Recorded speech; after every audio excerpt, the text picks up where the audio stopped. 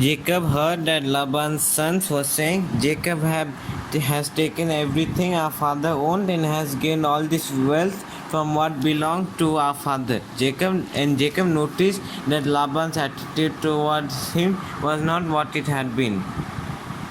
Then the Lord said to Jacob, Go back to the land of your fathers and to your relatives, and I will be with you. So Jacob sent word to Rachel and Leah to come out to the fields where his flocks were. He said to them, I will see that your father's attitude toward me is not what it was before, but the God of my father has been with me.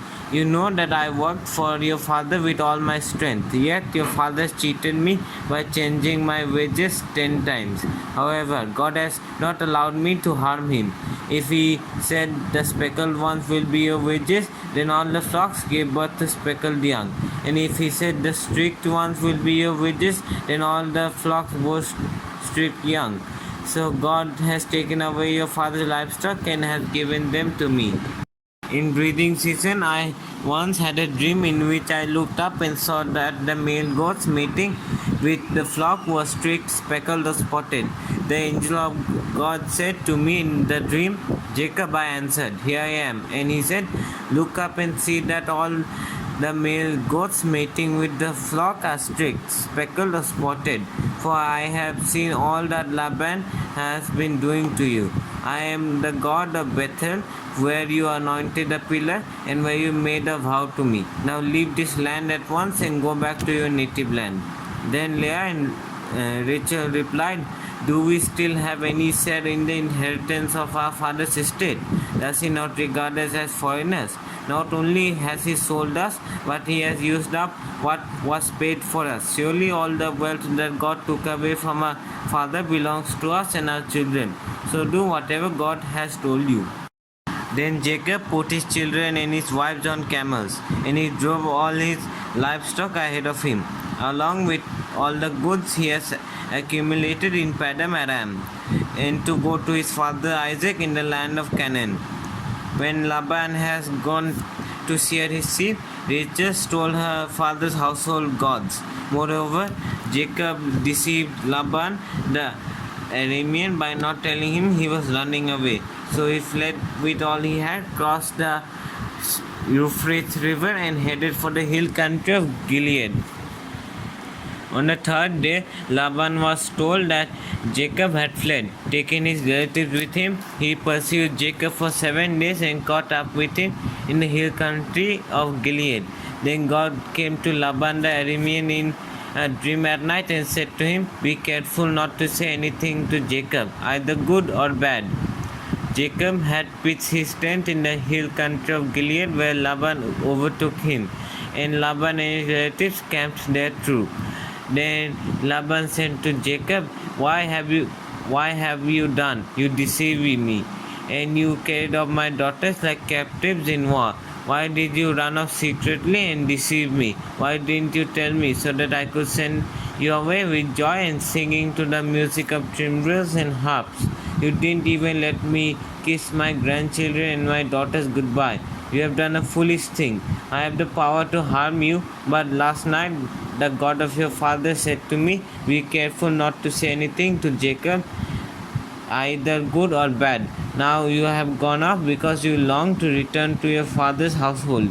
But why did you steal my gods? Jacob answered Laban, I was afraid because I thought you would take your daughters away from me by force. But if you find anyone who has your gods, that one shall not live. In the presence of our relatives, see for yourself whether there is anything of yours here with me, and if so, take it. Then Jacob did not know that Rachel had stolen the gods. So Laban went into Jacob's tent and into Leah's tent and into the tent of the two female servants, but he found nothing. After he came out of Leah's tent and he entered Rachel's tent, now Rachel had taken the household gods and put them inside her camel's saddle and was sitting on them. Laban searched through everything in the tent but found nothing. Rachel said to her father, Don't be angry, my lord, that I cannot stand up in your presence. I am having my period. So he searched but could not find the household gods. Jacob was angry and took Laban to task. What is my crime? He asked Laban. How have I wronged you that you hunt me down? Now that you have searched through all my goods, what have you found that belongs to your household? Put it here in front of your relatives and mine and let them judge between the two of us. I've been with you for 20 years now. Your sheep and goats have not miscarried, nor I have eaten rams from your flocks. I did not bring you animals torn by wild beasts. I bought the loss myself, and you demanded payment from me whatever was stolen by day or night.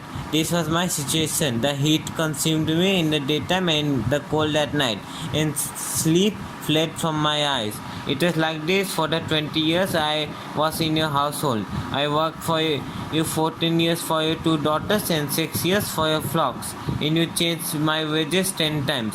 If the God of my father, the God of Abraham and the fear of Isaac had not been with me, you would surely have sent me away empty-handed. But God has seen my hardship and the toil of my hands, and last night he rebuked you. Laban answered Jacob, the women are my daughters, the children are my children, and the flocks are my flocks. All you see is mine. Yet what can I do today about these daughters of mine, or about the children they have borne? Come now, let's make a covenant, you and I, and let it serve as a witness between us. So Jacob took a stone and set it up as a pillar. He said to his relatives, gather them stones. So they took stones and piled them in a heap, and they ate there by the heap. Laban called it Jegar Sahudutta, and Jacob called it Galeed. Laban said, this heap is a witness between you and me today. That is why it was called Galeed. It was also called Mizpah, because he said, may the Lord keep watch between you and me when we are away from each other. If you mistreat my daughters, or if you take any wife beside my daughters, even though no one with us, remember that God is a witness between you and me. Laban also said to Jacob, here is this heap, and here is this pillar I have set up between you and me. This heap is a witness, and this pillar is a witness, that I will not go past this heap to your side to harm you, and that you will not go past this heap and pillar to my side to harm me. When the God of Abraham and the God of Nahor, the God of their father, judged between us. So Jacob took an oath in the name of the fear of his father Isaac. He offered a sacrifice there in the hill country and invited his relatives to a meal. After they had eaten, they spent the night there. Early the next morning, Laban kissed his grandchildren and his daughters and blessed them. Then he left and returned home.